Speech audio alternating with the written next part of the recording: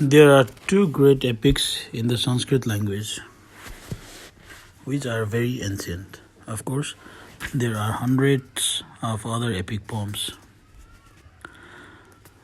The Sanskrit language and literature have been continued down to the present day, although for more than 2000 years it has ceased to be a spoken language.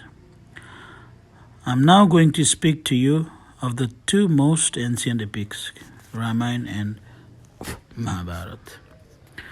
They embody the manners and customs, the state of society, civilization of the ancient Indians. The oldest of these epics is called Ramayan, the life of Rama. There was some poetic literature before this. Most of the Vedas, the sacred books of Hindus, are written in a short meter, but this book is held by common consent in India as the very beginning of poetry.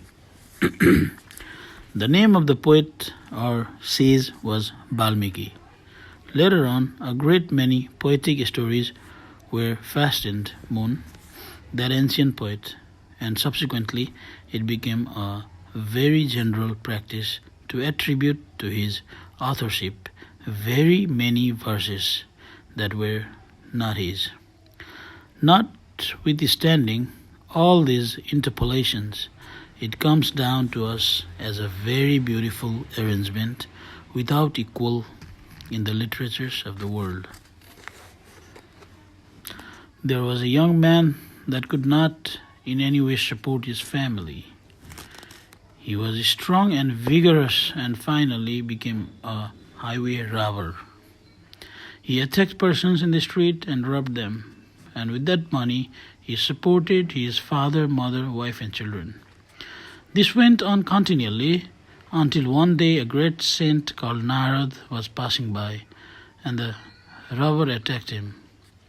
The sage asked the robber, "Why are you going to rob me?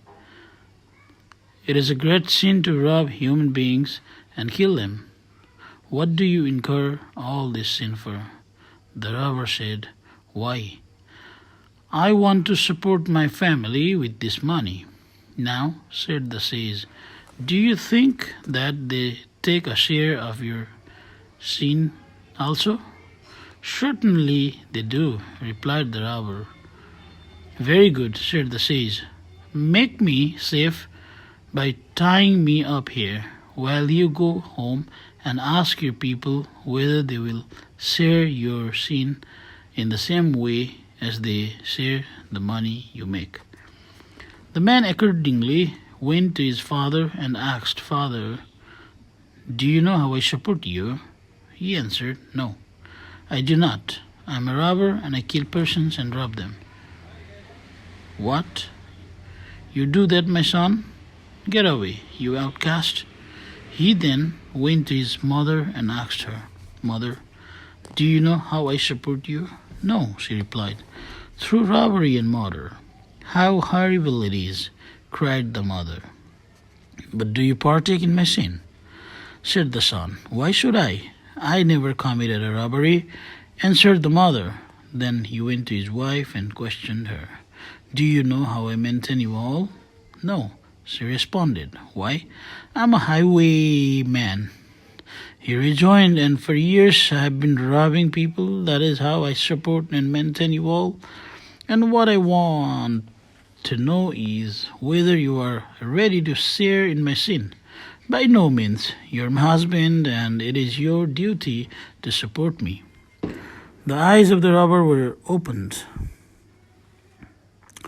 "That is the way of the world. Even my nearest relatives, for whom I have been robbing, will not share in my destiny."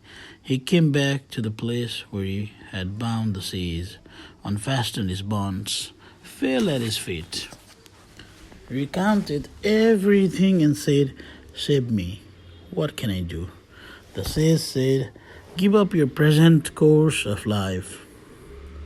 You see that none of your family really loves you, so give up all these delusions. They will share your prosperity, but the moment you have nothing, they will desert you. There is none who will share in your evil, but they will all share in your good. Therefore worship him who alone stands